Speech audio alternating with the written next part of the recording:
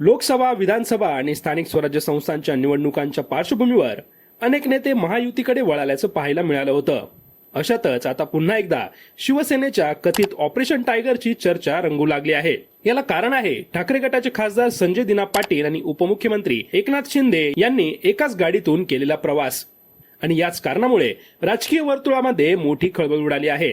मिळालेल्या माहितीनुसार काही दिवसांपूर्वी संजय दिना पाटील यांच्या पत्नीचा अपघात झाला होता.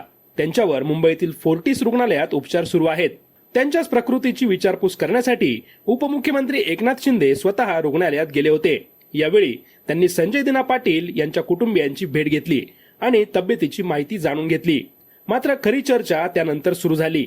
रुग्णालयातून बाहेर पडताना संजय दिना पाटील हे एकनाथ शिंदे यांच्या गाडीमध्ये बसल्याचे दिसले. या घटनेचा व्हिडिओ आणि फोटो समोर आल्यानंतर राजकीय चर्चांना उधाण आलं आहे. कारण सध्या ठाकरे गटातील काही खासदार शिंदे गटाच्या संपर्कामध्ये असल्याच्या चर्चा आधीपासूनच सुरू आहेत. त्यामुळे संजय दिना पाटील यांच्या या हालचालींकडे केवळ वैयक्तिक मैत्री म्हणून न पाहता राजकीय संकेत म्हणूनही पाहिलं जात आहे. एकनाथ शिंदे आणि संजय दिना पाटील हे जुने सहकारी असल्याने मैत्रीच्या नात्याने भेट देणे स्वाभाविक मानलं जात आहे.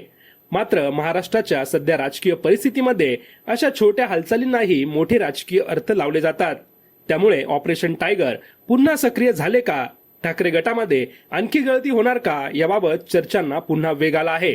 आता येत्या काही दिवसामध्ये यावर कोणते राजकीय स्पष्टीकरण येते आणि या भेटीमागे केवळ मैत्री होती की काही वेगळे राजकारण हे पाहणं महत्वाचं ठरणार आहे.